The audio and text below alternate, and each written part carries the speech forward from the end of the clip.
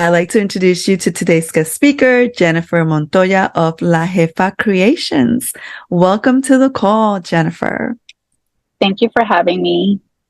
You're very, very welcome. I think, as I mentioned to you, this is not a presentation, is a conversation. I'd like to just have you share your story with us. How did you get started? How did you think about it years ago? Was that just on a whim? Like, how did it start for you that you said, yes, I'm going to create this business or start in this endeavor? Oh, I never in a million years thought I would have a brand or a business. I initially started making my products. It was a t-shirt, and it was initially just to express what I felt when I was getting baptized. So when I went to go get baptized, I made a shirt, and it basically said, "Church alive makes me feel alive," or something to that effect. And so it was just like literally, I took some prints and I ironed it on. The next day it fell off. But it was like for that moment, the objective, what I wanted to do was to express that, right? So then I ended up going to make money cakes, which was for my son's graduation. My son graduated and I wanted to make a congrats class of 2020. It was during COVID and we were locked up actually, right? So and my brain was just like on creative mode. And then I started researching and doing my own investigation on how to do it. And then the supplies I needed, and I just ordered. And then I just, with all the time that I had in my hands, I ended up using that, right? And then it helped my anxiety and my mental, right? So I took it as a hobby, and then I started posting it on my Instagram. And then a family member, one of my cousins, reached out to me, and her husband had just launched his snow removal business and cleanup service. And so he says, "Hey, can you make me a shirt for my business?" So I was like, sure. So he was my guinea pig. He was really the one that pushed me to turn this into a business, because every time I went to him, he gave me the constructive criticism I needed to perfect the vision that he wanted for me to see, right? So I ended up making my first shirt. I didn't have the heat press, and I didn't even know how to make it permanently stay on the shirt at that time. I was working with vinyl, which I've actually progressed to bigger and better products and supplies. And I just went from there. He was like, "One of the letters fell off. You might want to look into that." So I researched some more, and then I made him another shirt, and then another shirt. And then it became 5 orders, 10 orders, hoodies. And now it's moved up to tumblers, and it's just awesome. And then he said, "You might want to look into making it an LLC." I just made my business into an LLC. And that's what I did. He just motivated me. He instilled that in me. He said, "Your stuff is great. It will definitely sell." And then obviously my branding was also another thing that I had to work on. I didn't have any business cards. I didn't have any name tags for my shirts. I didn't have proper packaging, and I just invested a lot of time and money into that. And here I am. Where my name came about was my struggle. That was really my main struggle, because I said to myself, darn, I want to make this like faith-based, but then I wanted to represent me as well. And then at first I named it, don't laugh. At first I named it Adam and Eve. And then my son says, "Ma, isn't that like a sexual toy or something?" And then I'm like, wait a second. And so when I Googled it, I was like, oh my gosh, it is. So I deleted it. And then I said, no, I'm not doing this. I'm not playing around with my name anymore. I'm just going to focus on a name. And I'm an alpha. I feel like I have this strong character about myself. And that's where La Jefa came about. I said, me being my own boss, the corporate world for me was I struggled with it. And I said, you know what? What better name than La Jefa, because I can be my own boss. And that's where that came about. That's great. Thank you for sharing. Any questions so far for Jennifer? I may have a few, but just to get it going. You talked about, again, it kind of started on a whim just to help you create what you needed. And so out of that need, then other people saw it, which was great. So you say you never thought of yourself as creating a business, and you come from working in corporate, and you're still working in corporate. So talk a little bit about that, Correct. like the juggle, because you're still working your day job and you're also trying to do this, and not it just be it went from being a hobby to now being also a business that you're trying to promote and market and brand and all that good stuff. Talk a little bit about that juggling. So obviously I work full time Monday through Friday. I'm very fortunate. I get out early on Fridays and I take advantage of that. I take Friday, Saturday, and Sunday for my business. Okay. My business, my small business, is a part-time position, basically, right? And it's only me. Now I've incorporated my mother to help me. I literally started in my family room. My son is in college, so I ended up making an executive decision and turning his bedroom into my craft room. I actually just did that this past weekend, and I moved his room into the guest room.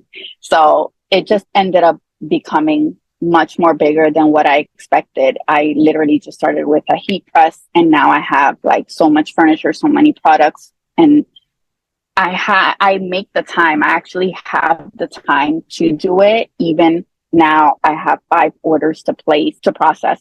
And I literally make the time. I get out of work at 5 o'clock. I go straight home. I do what I have to do with my dog. And then my time goes to that, whether it's producing a new image or creating a new reel. It's also very important to get your name out there, right? And to constantly be producing new things. And that's one of the struggles that I initially struggled with, my audience, right? Because I wanted to service everyone. I didn't want to discriminate in any type of sense, as far as like if someone because I was taking custom orders, right? So I had a co-worker who was requesting evil eye. She was really into the evil eye. She was like, oh, can you make me this? Can you make me that? And I was making those products in the beginning. But it just became a matter of me getting my name out there and mixing it up and just being available to produce what the customer's vision has. You understand? Yes, I do understand. It's like the challenges that come with trying to fit it into our schedule. But the fact is that you have. And so that should be encouraging to some of us who may not have a business yet or are not looking to have a business, but do have some dreams and goals and aspirations that we want to work on and may feel we don't have the time. It's very important to assess what your life looks like, what you have, the responsibilities you have towards your job, your day job, the responsibilities you have at home. I mean, you're fortunate that your son is in college, but still, it's like as a mom, we never stop worrying about our kids. Correct. And we're still in contact. What do you need? Blah, blah, blah. So you have to kind of, I'm sure, juggle that in there. Yes. You're a doggy mom as well. Yes. But I like that you are now incorporating your mom helping you, which I know I think I saw her at one time. Yes, you met her in my very first pop-up. Yeah, which was pretty cool to have her, I'm sure, to have her as support, a helping hand, but also as support because she's your mom. So that's great. It's just noticing and acknowledging the struggles that we do have in these different situations as we're trying to do something new, something different. And stepping back and analyzing again where I was trying to get at, what needs to be done, what sacrifice you may have to make, how to make sure that you fit it all in your calendar and not feel overwhelmed, because we're going to feel overwhelmed, but how do we minimize that? How do we make sure we assess and take the time to be like, okay, I need to put it on the calendar. And from this in time box things, I think it's very important when you're trying to do something new and not be all over the place, because then you're running around like a chicken without a head and you're not getting anything done. For those of you who are on a day job and who maybe want to go back to school or try something new, we have to honor our job. We have to honor, the word says, honor your work as unto the Lord. And some of us may not like where we're at or who we're working for, but we need to honor them as unto the Lord. And what that looks like is making sure that we're putting in the time that the job requires, but then also starting to plan. All right, like you just said, you get out at 5, you go home, you take care of your doggy babies and whatever else you need to do. And then you have that time where you're blocking to create, you're blocking to think of new products or whatever that means, the marketing. Like there's so many things involved. But I guess the key message for our audience is plan. Take time out to plan, to write it down, to time box it, to put it on the calendar, to invest time in yourself.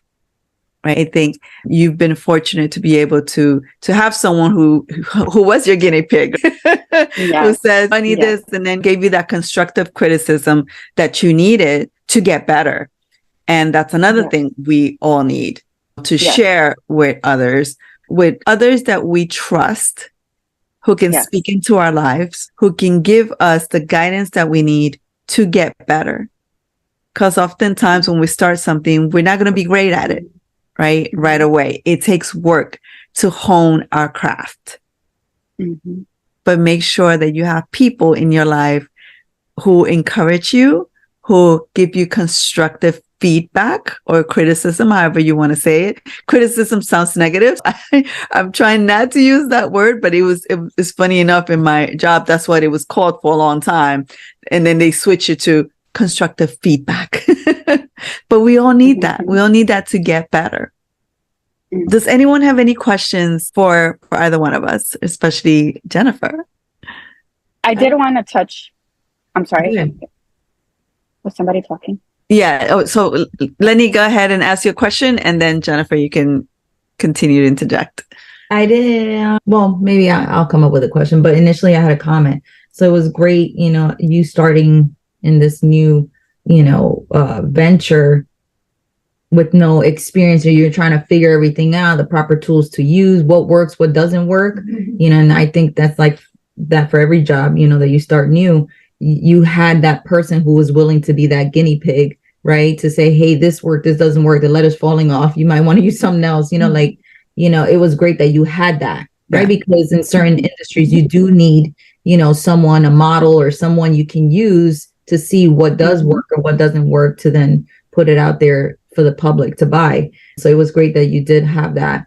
I guess maybe think the only question I have is how did you overcome, I guess, any maybe fears or doubts kind of going into this? Did you have any, and how did you overcome those? I didn't have any doubts. I did have some fears as far as so obviously I didn't have a big financial budget, right? I didn't have a big financial budget. So I researched what locations I can get wholesale supplies, right? And so I worked my way very small. I purchased 10 t-shirts, 10 hoodies, and then little by little, every paycheck from my own job, I invested into my supplies, right? And, or I would receive as gifts, because again, my parents are my biggest supporters. My mother would say, how much was that? If it was 200, she'll say, oh, I'll give you 100.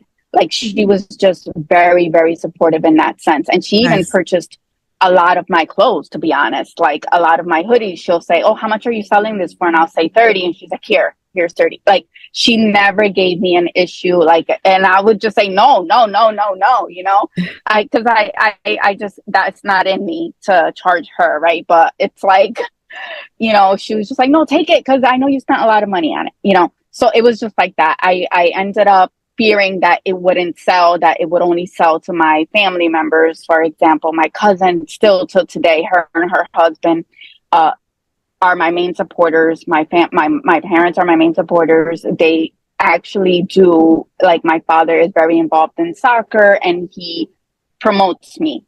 He says, "Oh, my daughter can make this soccer shirt for you," and stuff like that. Like, they're just my biggest supporters. But my cousin recently, her daughter is in high school and they want, like, the Barbie is in, so that they want the Barbie 2024. She's a senior. And so she reached out to her friends. They're having an event on Friday. And she says, "Oh, add my cousin. She's making my hoodie. Look what she made." And then, like, I've been getting a lot of followers that way. I've been promoting myself in other platforms, Facebook, TikTok. It's just a matter of getting your name out there. And even though I'm gradually doing it, right? I'm gradually, like, I just gradually purchase tumblers. I want to make mugs next. Christmas is coming, which is my favorite holiday. Christmas is my favorite holiday. I'm not a favorite of Halloween. It's like, I try to avoid Halloween, but it's like, again, I want to be able to, my audience, like the kids, they like the Starbucks, they like the skeletons and stuff like that. So it's one of those until I find my niche. I cannot say I found my niche yet, but it's like, it's progressing. So some orders are better than no orders in my eyes. You know what I mean? Like, Yeah. and to be honest, I don't have the full time to produce a massive order. I've received birthday orders of 37 shirts. I've literally left my job events to go straight home and work on that the whole weekend, when I told the person I was going to have it ready by Monday, for example, so, like, it's that. But I have a son who's away. There are days that he's like, "Oh, can you come over this weekend?" And I schedule my timing to convenience my schedule. You know what I mean? Yeah, that's great. So yeah, thanks for sharing. it's just a matter of also being organized. Yeah, it's crucial when you're starting something. Before I interject more stuff, Natalie has a question. Natalie? Well, thank you, Jennifer. Thank you for your time. Thank you for sharing. So, although I am contracted by a government agency, I am also an entrepreneur. And so I find myself, because of government and the position that I'm in, there's a lot of things that I have to do because I'm contracted by them that go against the things that I believe in as a Christian, right? So you had started off by saying that your business is faith-based, which I love, and I wish I can, bring more of my faith to the government, but I'm trying. I'm praying about it. So my question for you is, do you ever find yourself in a position where you're like, well, this is my business and I am a faith-based business, so I'm going to turn away the evil eye contract, or I'm going to turn away certain printings that I don't believe in? Or are you at a point right now where you're just like, no, I'm going to take all the business? And I'm not judging at all. I'm just, I find myself, I put together the biggest Halloween festival you'll ever see every year, but it goes against what I believe. But being that you're your own complete boss, do you find that there are times where you want to turn away certain business? I have not turned away any business. I don't think I've reached that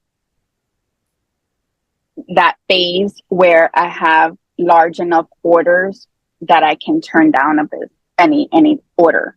You know what I mean? The only person that I can say was my coworker was with the evil eye, right? And she placed the order and it was just custom made. I made it and I produced it and I gave it to her, right? I didn't make like a large batch to sell. I only have one left, which I actually am trying to just get rid of, and I chose to no longer make it, right? But now if it's custom order, let's say Virginia reaches out to me and says, "Hey, can you make me these for Saturday?" I will go ahead and make it, only because I feel like I don't have that production yet, right? can't turn it down yet Yeah. And financially with everything being so it's tough, right? It's a tough, it's a tough position to very be hard. in. Right? Yeah, I Yeah. completely understand. Yeah. My husband also has a couple of food trucks, and we have a food industry, and there's a lot of situations where we have to be in certain parties or something that we don't agree with, but we have to be there. So I get it. I was just wondering how you navigated through that process and what your goal is, I guess, personally, to be able to not accept them one day, right? Because we have to stand for what we believe in ultimately. Yeah. So, And just wondering, that's all. No, that's a great question. Thank you for that, Natalie. It is I think when you are faith-based, there's that struggle of what we see in the world and what our convictions are. My suggestion to anyone who's struggling with those things is obviously you go to God with it, pray about it, and get godly counsel. Make sure you're surrounding yourself with people, faith-based people who live it day in and day out. I often say Christianity is not something I put on. It's something I live. And oftentimes that requires some hard decisions and some no's with love and grace, but some no's. And when depending on where you are on your faith walk, you may allow certain things that God does not approve of. So that's why I say, make sure that you're praying about it. Make sure you're really seeking God. Because I've found and what I've seen is God cannot bless something that goes against his will.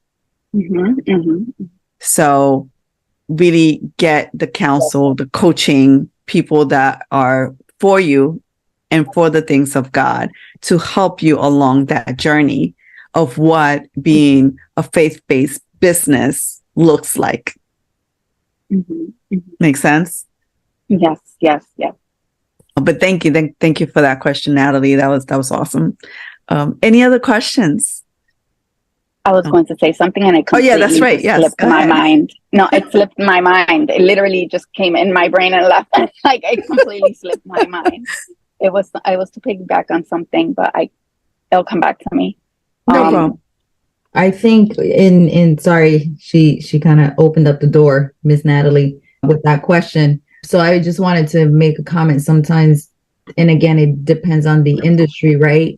Depending on how we're promoting ourselves and what kind of platforms, if we're focusing on, let's say, for example, right? We're a faith-based company. What audience am I targeting?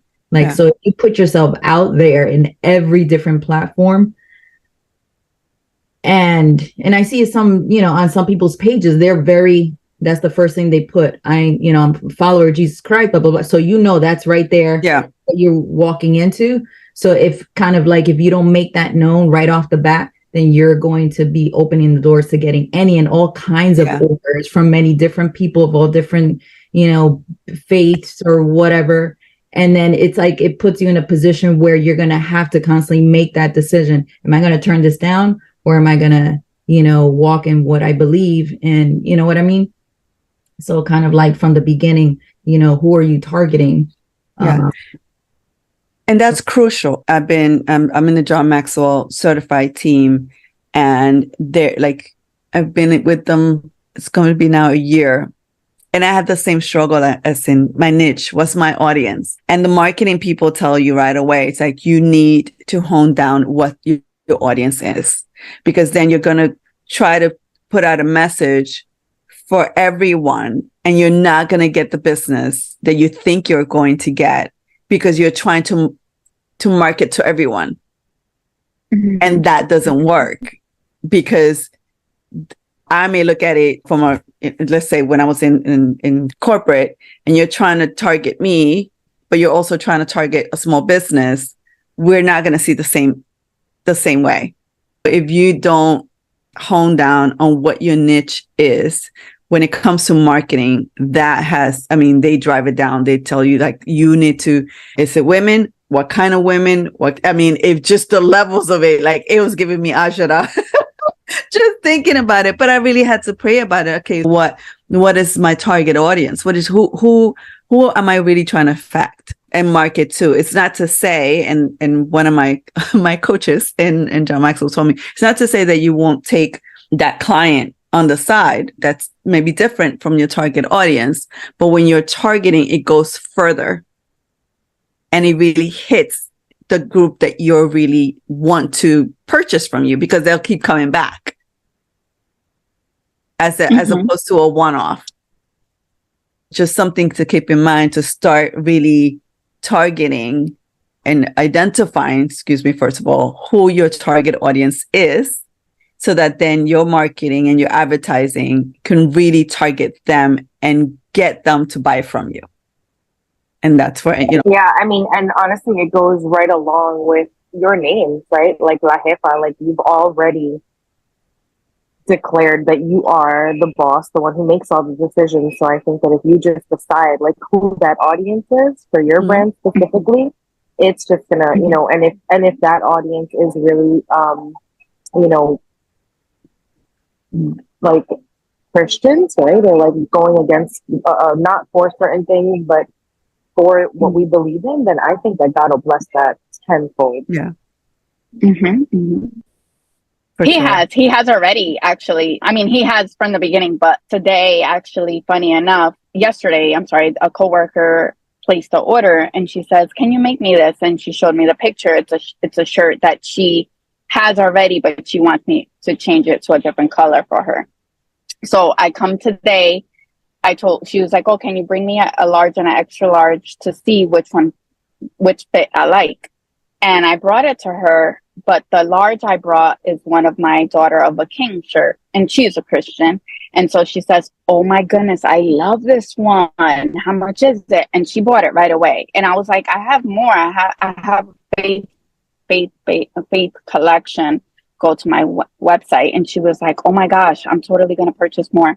And so, like, it was one of those situations that I was like, I don't think she knew I had that. Yeah, that's awesome. It was so good. Yeah, your products start selling themselves when they're good quality and you're showing them to people, right? And that's another thing that we need to do, is get out there. Network is key. Get out there, do events, do networking events where you have your card and you're sharing with other people. That's something that I used to shy away from.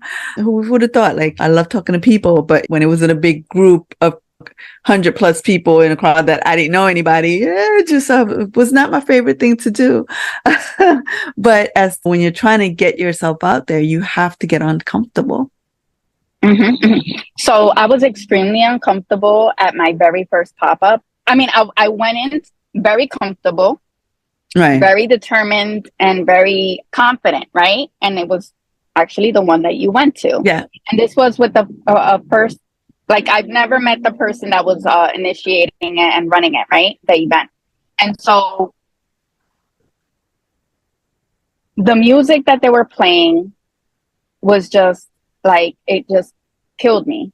It was extremely loud. It was vulgar. And I was just like, oh my goodness. Like it took everything out of me not to go and tell them to change the music, because a lot of the people that I was promoting it to came and supported my business that day. And I was just like, oh my goodness. Oh my God. I was embarrassed, but I was like, this is like, it's like almost like a situation that it's not my house. Like, you go to somebody's house and it's not your house. You can't tell them how to run their house. That's how I felt. That's where I was uncomfortable. And thank goodness I brought my mother with me, because she made me feel a little bit more at home in a sense, right? And more like welcoming, because I was just like, I'm very sensitive anyway with my ears. So even when I'm driving, like, I have to really be in a mood for me to play it. And then I'm just like, oh my goodness, like, I'm in a great mood. But that just, and so I never did it. It made a tremendous difference. So then I found a different one. I just made sure I researched more and saw her prior videos and reels of how her events were. And this one was a lot less, like, it was a bigger area.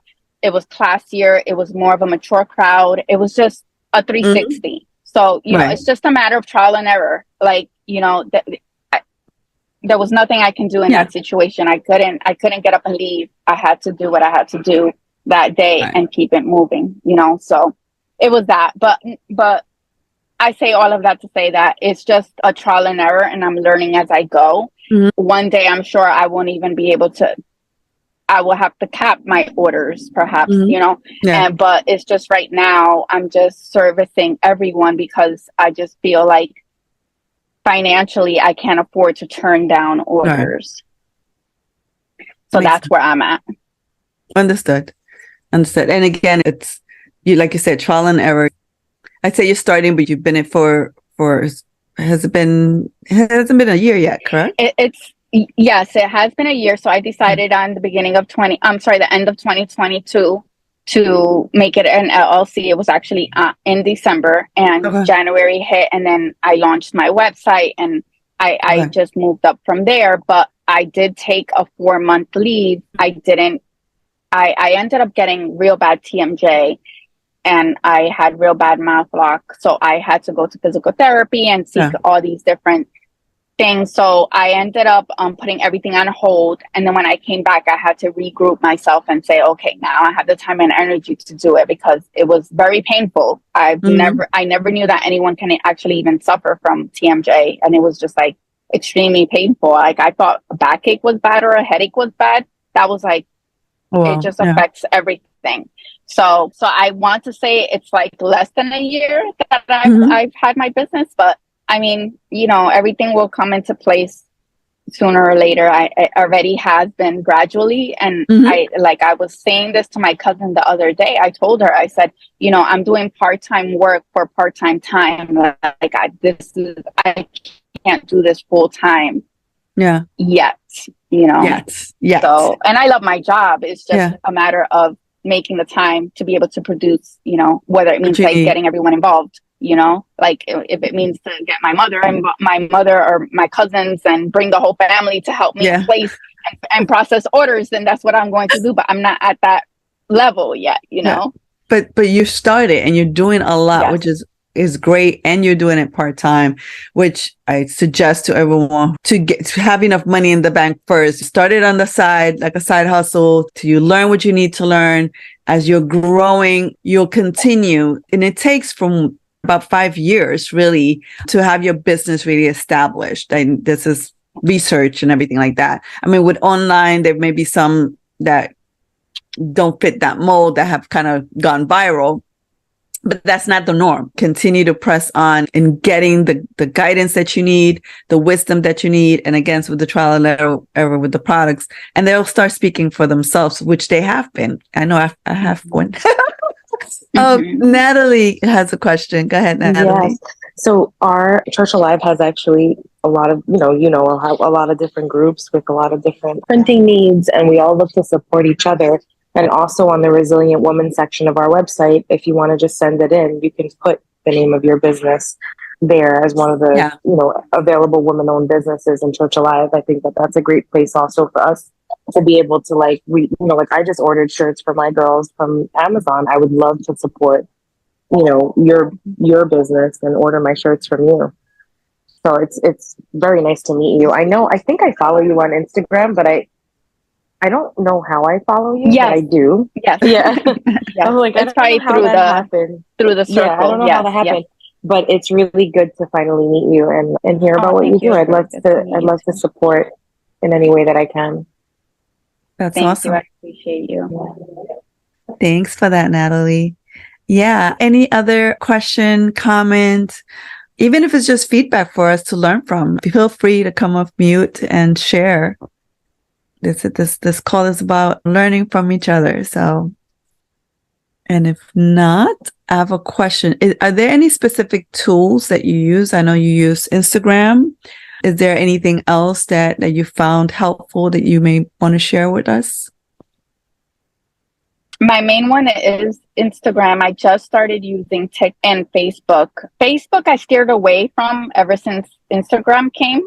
Okay. But mainly TikTok. TikTok has gotten me a lot of followers. A lot of people go live there, and they are making shirts and tumblers and pens, and they're literally so helpful. They're, you ask them a question. Oh, where did you purchase this? Oh, guess what? Use Uline, like the plastic bags that we use to put our t-shirts in, for example, Yeah. right? I usually get them from Amazon. She's like, I don't like the ones from Amazon. They're so thin. Go to Uline, get a wholesale. I got like 10,000 of them, or something crazy, she said to me, for only X amount of money. And she was just giving me so much Wow. good information. You know, she was like, let me follow you. I love to support small businesses too. And, you know, like, it's just, it was a very, and you know, it was just a very good experience on that platform. Yeah, that's awesome. I think, and they also have a TikTok shop now, so I can actually, if I really wanted to, go live there and just sell. Oh, wow. Okay. That's great. That's good to know. Yeah. I mean, there's stuff popping up all over the place, but I love the fact how we find women supporting women, that it's not about a competition. Like, just because we have the same type of business, the audience is large enough for everyone, which is what I like. And yeah, I've gained a lot of information from others, and even I think some lady that about Canva. That's how I started using Canva, because someone mentioned it in our group, my Maxwell group, and then because the internet's always watching and listening, your phone just popped up. And here is this woman who's just sharing these Canva tips, and she's amazing. And I learned a lot from there. And I learned to use that to then create organic posts and create documents and my marketing materials. I know when you're starting off, you're trying to work on a budget, and you may not have the funds to hire an advertising company or marketing company. Right. But there's a lot that you can do with these applications that it's plug and play. Like, it's so easy to figure it out and learn, at least till you're up and running. You've had your business for a while. You're making X amount of money that then allows you to have a marketing budget. Correct. That's great. And that's what these kind of calls are for. Let's share what's been working, what are our experiences with some of these platforms, and what may be able to help you for your business or your whatever it is, whether you're selling a product or a service, or if you're just trying to learn. As entrepreneurs, that's the big thing. We need to constantly be learning any field, but especially when you're trying to hone your skills, you need to make the time for it. And again, I go back to make sure it's on your calendar. Invest in you. If you walk away with anything today, just be reminded that's my key takeaway. Invest in yourself. You can do it. I think we'll have it in us already. We just need somebody to pull it out and remind us, hey, you got this. You can do it. Just you do your part, God will do his. For sure. This is very true. This is very, very true. It's funny that you mentioned that, because regarding the budget, because my cousin's husband mentioned this to me. He's like, you know, I only charge for snow removal. I only charge $40. And I was like, that's like very inexpensive. Yeah, that's pretty cheap. Because it's him and his twin brother doing it. And so I'm like, and so it's a battle with him and his wife, you know, because it's his business, but she's always like, you should really be charging more. And that's how I feel about my business. I went in yesterday to the TikTok, and then I told them, you know, sometimes I lower my prices just for the convenience of getting rid of my stuff, because I have so much stuff. And they said to me, no, charge a rate, charge an amount, and keep it that way. Don't lower yourself. You know, everything is expensive now. And, you know, but I don't know how I feel about that, because I say, you know, not everybody has the same financial. Right. And I do get that, because I've done the same. And yeah, you should have a set price, but then you can also throw specials. When you do the specials, then, okay, well, let's say if you just want one, it's going to cost you $30. But if you buy 5, then it's going to cost you 20 or 25, whatever is going to work for you. That way, those people who can't afford the higher price have an opportunity to still buy your product.